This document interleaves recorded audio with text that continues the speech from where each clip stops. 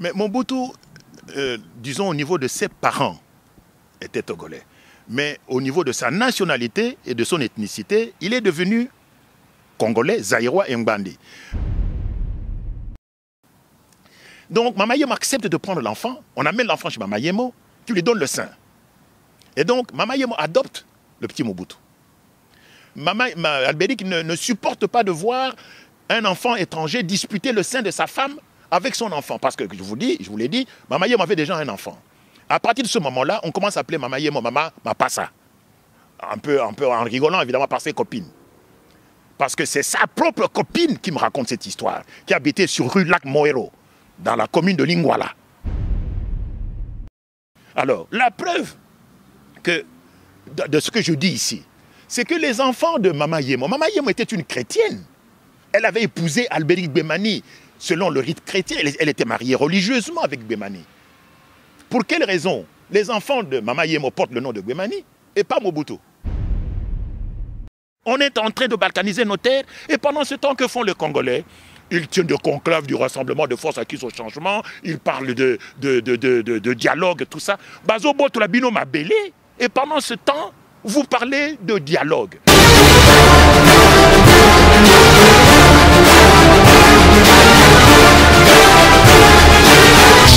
MPB TV Gospel et Zalara MPB TV Gospel. Donc tout ce qui concerne le gospel, tout ce qui concerne vraiment le domaine chrétien. Ce qui osa pasteur, ata osa chantre, ata osa évangéliste, ata osa prophète, ata osa soki, je ne sais pas. En tout cas, titre nous surtout ana soko lingi osa la programme ou bien qu'on a un programme na kati église na yo ou bien que yo moko osa un produit moko lingi au promouvoir. Voilà votre espace. MPB TV Gospel concerne tout ce qui est église. Vous avez la CD, c'est la pub, la conférence, un événement en église, tout ce que vous organisez à l'église, vous voulez faire de la pub, n'hésitez pas à contacter le MPB TV Gospel. Vous serez bien servi. Non, c'est bien bon avant-goût, là, ils ont entré bien la caps, na Claudine Culin, ils ont MPB TV Gospel, Tobaki, Boza, au CP là.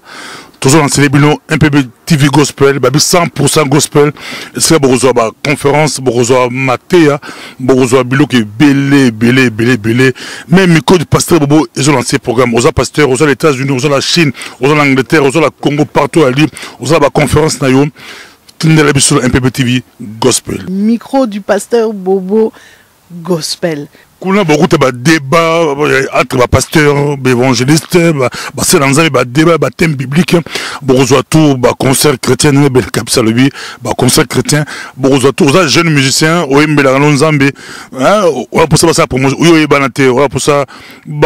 la promotion, il y a l'Oembo, pour te retenir Vraiment, c'est votre espace, c'est à vous, n'hésitez pas. Contactez le micro du pasteur Bobo et vous ne serez pas déçus.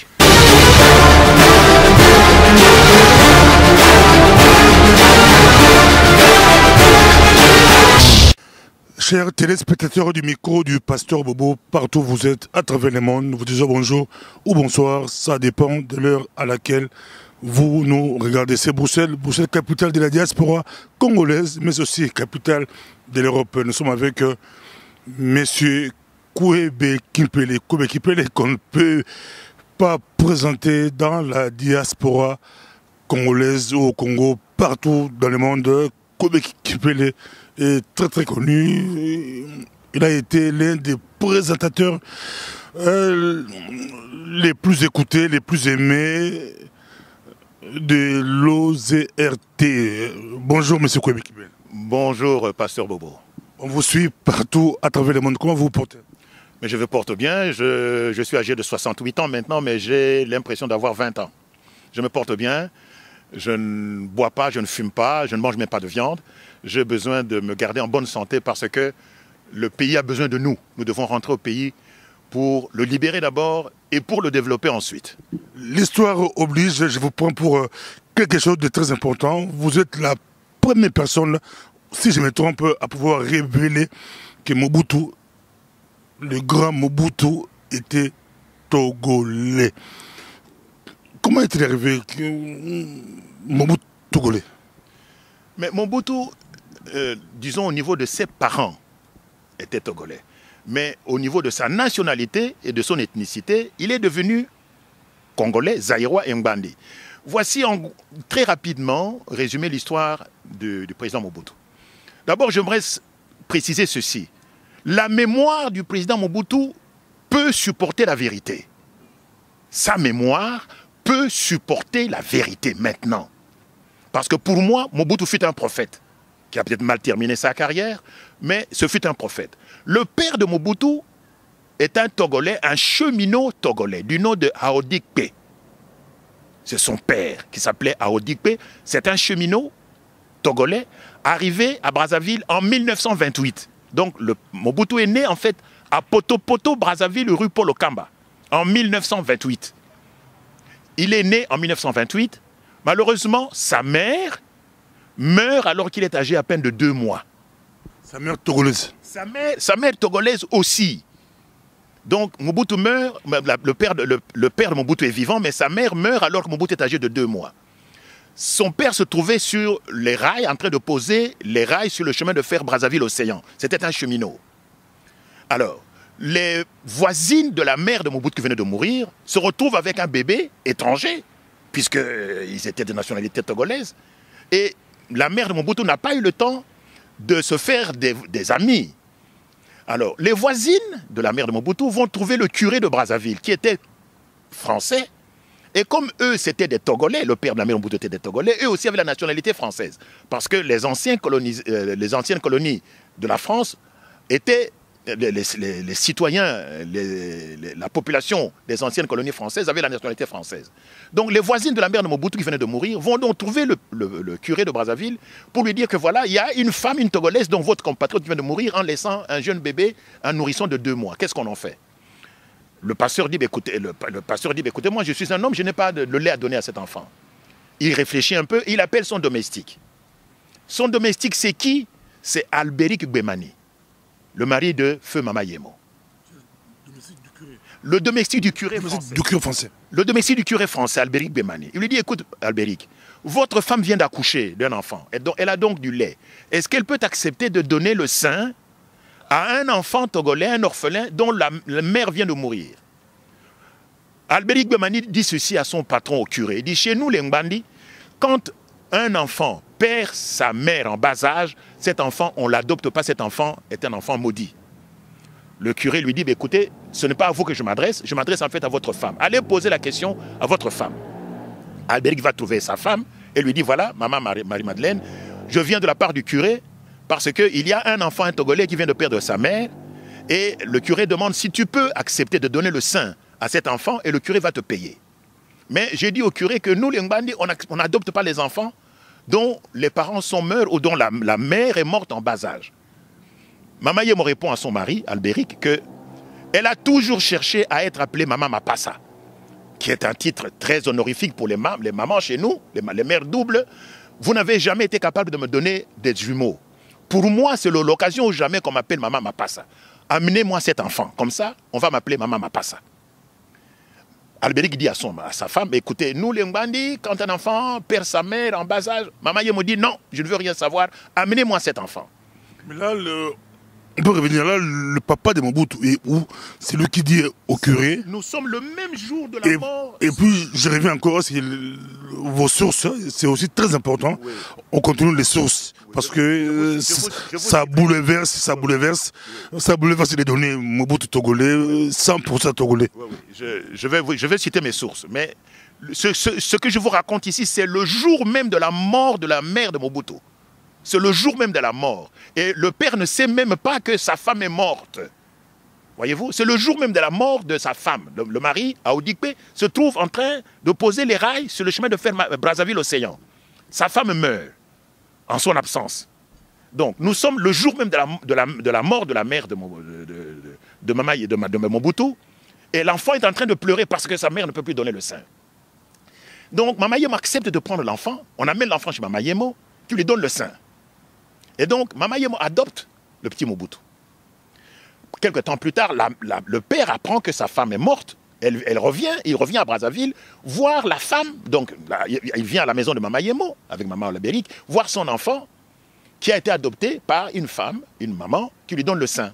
Et régulièrement, à chaque week-end, le père naturel de Mobutu, donc Odipe, vient voir l'enfant chez Mama Yemo et son mari Albéric.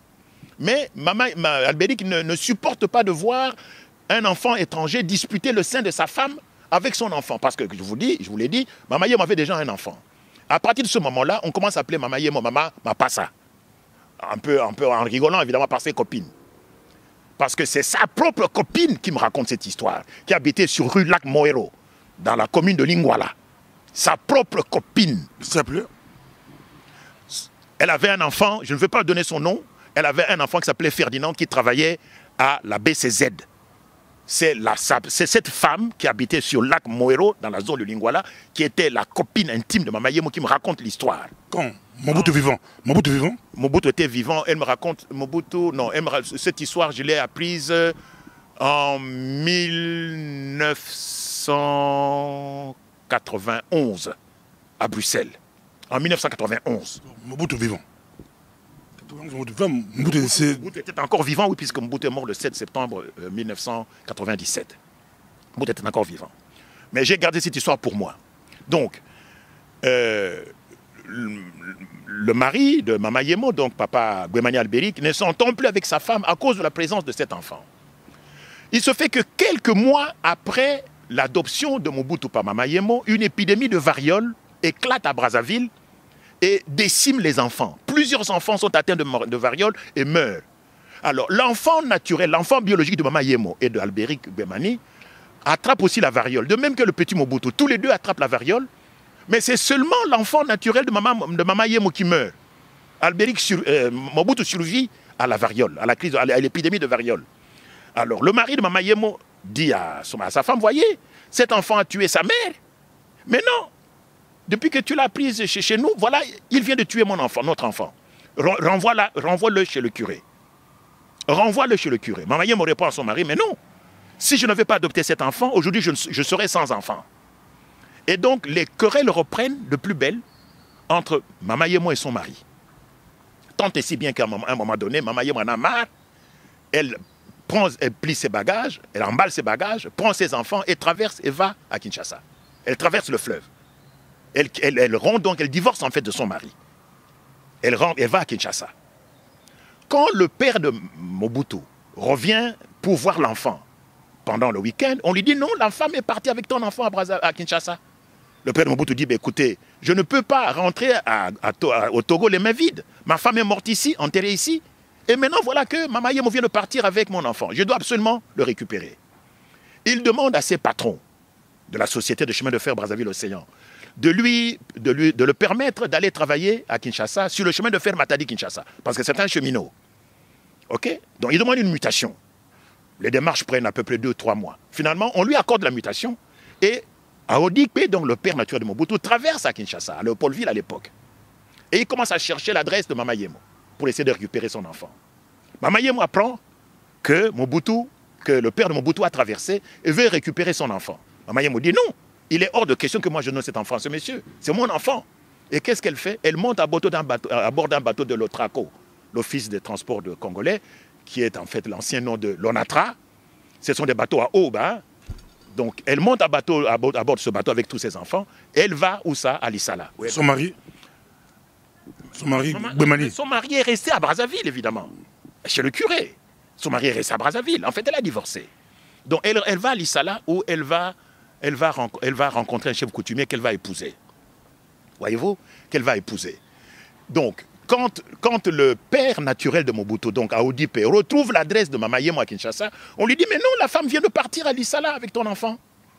Mais pour un Togolais à l'époque, Lissala, c'est la fin du monde. Et même s'il avait poursuivi Mama Yemo à Lissala, qui vous dit qu'il l'aurait retrouvé? Mama Yemo pouvait encore aller ailleurs.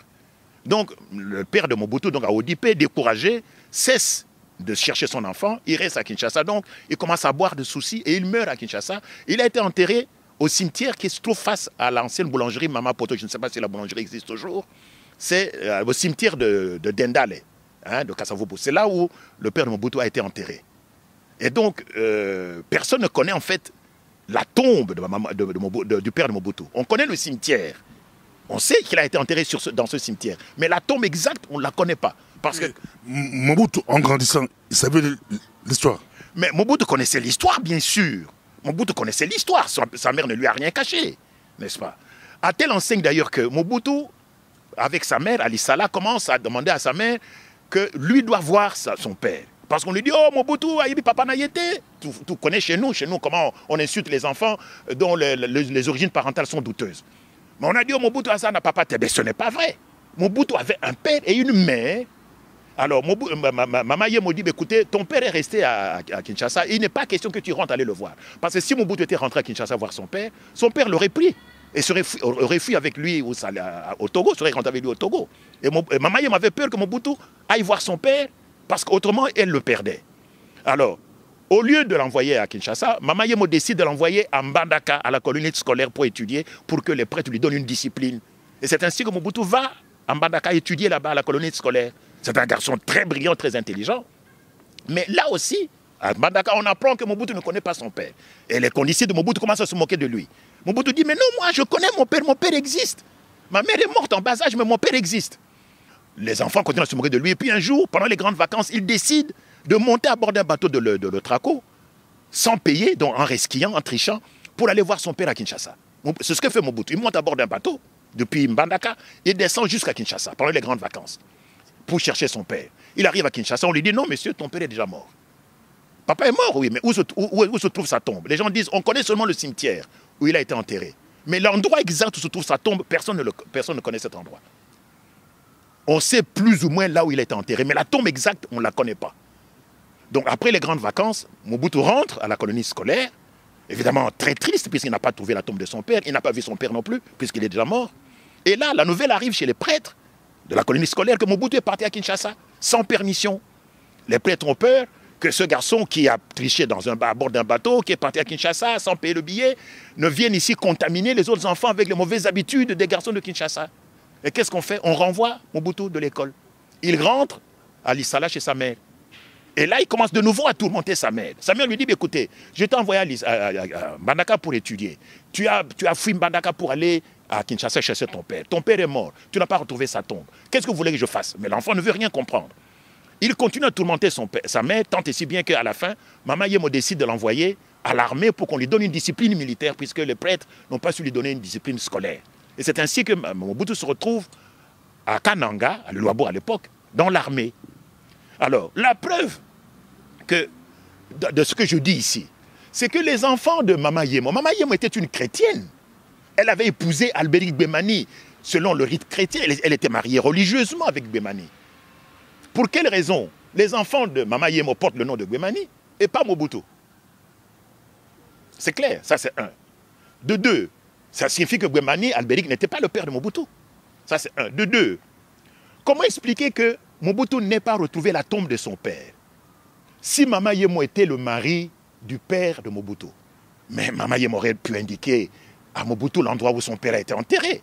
Mais quand Aodikpe, le père de Mobutu, meurt, Mama Yemo n'est pas là, personne ne sait. Et c'est pour cela que Mobutu n'a jamais su où son père a été enterré. Et dans le livre qu'il a écrit avec Remilleux, un journaliste français, Dignité pour l'Afrique, il le dit d'ailleurs. Il dit quoi? Mais il dit qu'il n'a pas retrouvé la tombe, il n'a jamais trouvé la tombe de son père. Il dit qu'il n'a pas trouvé la tombe de son père. Et d'ailleurs, l'endroit plus ou moins vague où son père a été enterré, on a pris tous les ossements des tombes qui se trouvaient là-bas, qu'on est allé déposer dans le sous-sol du studio école à la cité de l'OZRT aujourd'hui. Donc, en espérant que les ossements du père de Mobutu se trouvaient parmi ceux-là. Parce que Mobutu n'a jamais su où exactement son père avait été enterré. La tombe de Gbemani, il savait rien. Non, moi, l'histoire de Gbemani, je ne la connais pas, je la laisse à ceux qui... Quand Mobutu parle aux journalistes français, il parlait de Gbemani ou de... Non, il parle de son père, il ne cite pas le nom de Gbemani, parce que lui ne s'appelle pas Gbemani. Mobutu ne s'appelle pas Gbemani, pourquoi voulez-vous-il parler de Gbemani? Gbemani n'est pas son père. Et donc ce flou-là, moi c'est ce flou-là que je voulais enlever, et je voulais laver aussi par la même occasion les rumeurs tout à fait fantaisistes qui disaient oh, Mobutu Azali Mwana, un enfant adultérin, papa Nayete, maman Nayete. Mobutu est un enfant qui est né d'un père et d'une mère de nationalité togolaise, adopté par Mama Yemo. Et de ce fait, Mobutu est devenu un bandit à part entière. Et pour moi, c'est un prophète. Pourquoi? Parce que c'est la première... Voici cet enfant dont le père et la mère sont des Togolais, qui naît à Brazzaville et qui devient président de la République démocratique du Congo d'abord, de la République du Zaïre ensuite, et qui devient l'un des chefs d'État les plus puissants et les plus redoutés au monde, s'il vous plaît, au point d'aller prononcer un discours aux Nations Unies, au point même de nationaliser l'Union minière du Haut-Katanga, qui est aujourd'hui la Gécamine. Je ne sais pas si vous vous rendez compte. Et qui finalement va terminer sa vie où? À Rabat. Il sera enterré là-bas. C'est une histoire extraordinaire, unique au monde. Voilà pourquoi je porte une véritable admiration, je ne vous cache pas, pour Mobutu. Il n'a pas terminé son œuvre, mais pour moi, aujourd'hui encore, en 2016, je suis resté un grand admirateur de Mobutu et personne ne peut m'interdire de porter cette... La CIA savait... Pardon? La CIA... Mais bien sûr, en plaçant Mobutu président du Zaïre. Mais bien sûr que les services, tous les services de renseignement le savent. Hein. Tout le monde le sait. Mais par hypocrisie, on a voulu mentir. Moi, je pense que la vérité ne dessert pas ni l'image, ni la réputation, ni la mémoire du président, du maréchal.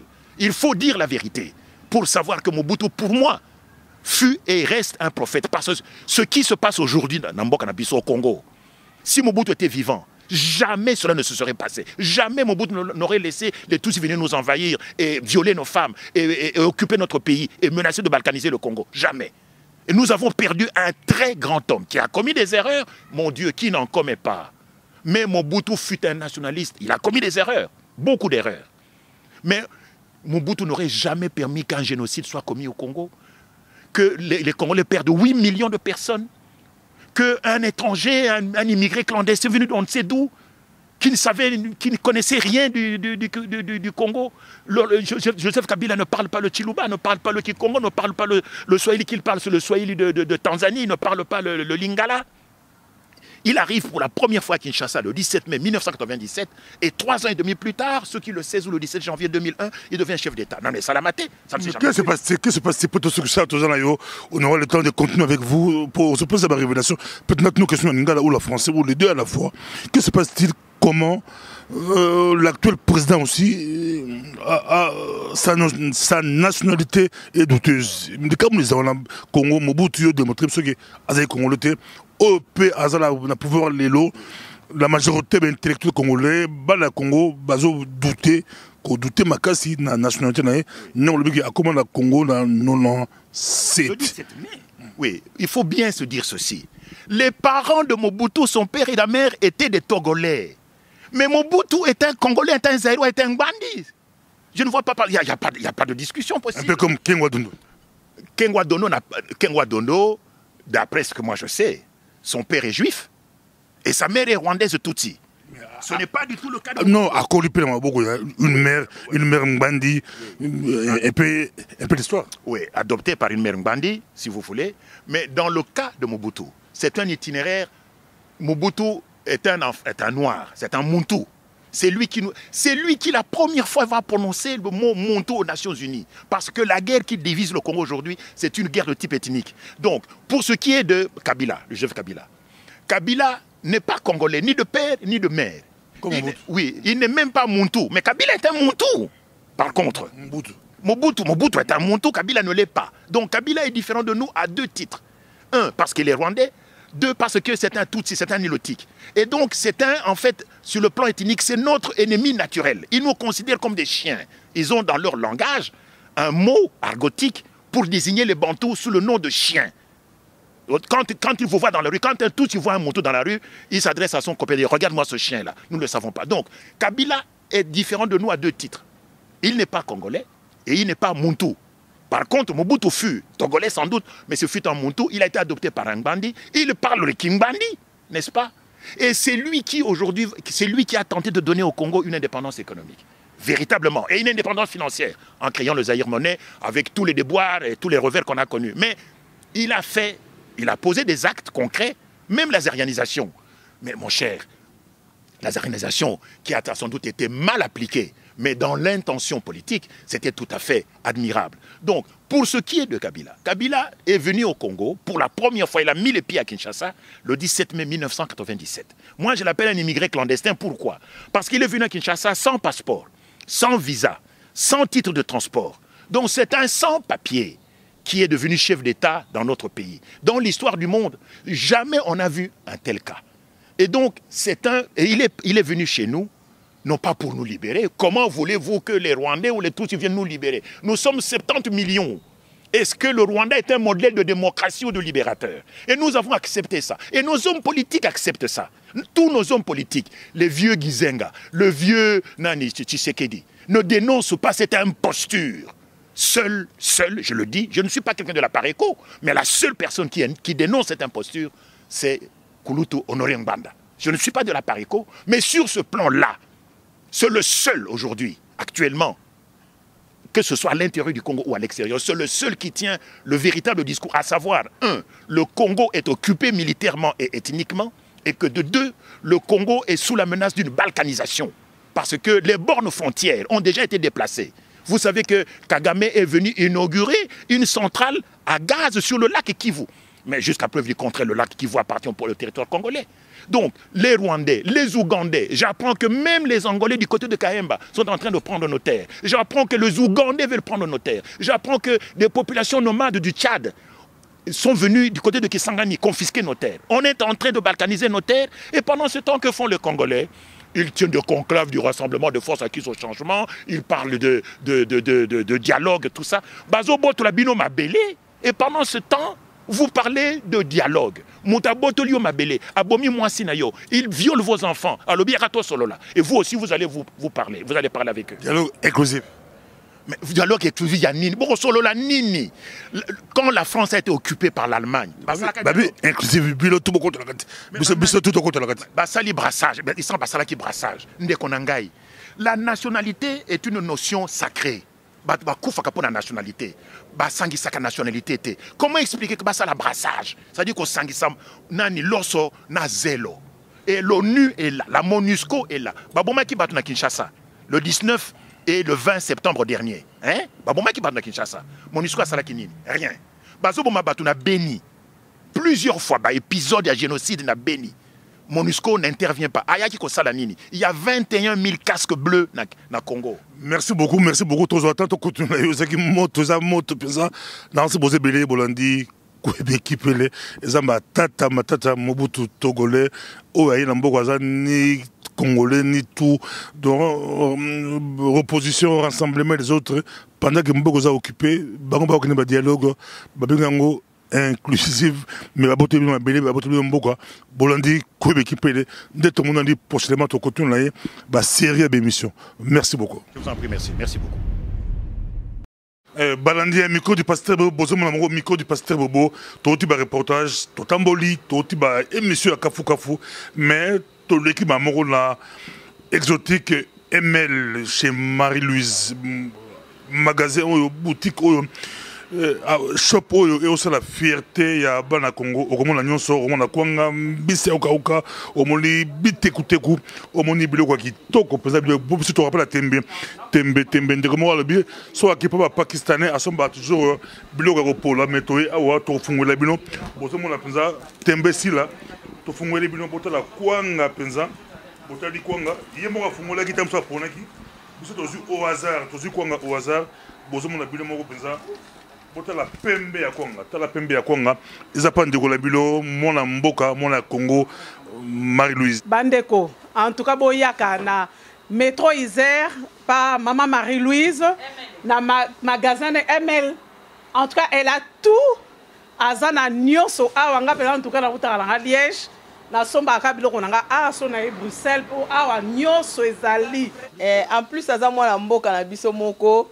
Azoteka biloko frais ayebi biloko oyo biso ba congolais to liaka ndenge nini ezali kwanga kitoko ya bateke pendo ya mikawada. Ici donc ML Exotique en direct de Isère 1000 Bruxelles, donc c'est le magasin de Marie-Louise, donc pour tout ce qui est produit exotique, donc produit en Mboka, Donc, la qualité, c'est ici que ça se passe. Voilà, bonjour. Donc voilà, je suis venu tout simplement chercher un produit pour mes cheveux.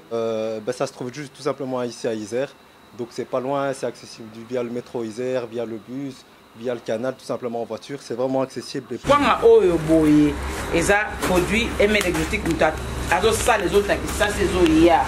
Quand on modèle attends les qui pas pakistanais va lire à fond à thé, c'est la vino quand attend les monsieur à pembe bazelo, ça la fond à Bomoli partout où aller, au à Londres, il y a facile, au Kitina gare du Midi, aux huit métro nayo, aux huit métro, mais métro au la métro Isère, au Paris, au Londres, au Allemagne, partout où c'est facile, la métro Isère chez Marie-Louise, mon Congo, balbaki, toso ma pas na Congo. Tout sommes pas bana Congo, Marie-Louise Yewana a aussi la fierté. Il y a bana Congo, Narata Belgique, magasin Oyo, Okokuta Nyonso, Oko envier rien. Tout est allé, Olingi Manga Ozui, Olingi Safu Ozui, Olingi Ngaingai, Olingi Missili, Olingi Fumbua, Nyonso Olingi, Okozoyango, Boya Ebele, Paya Marie-Louise. Merci.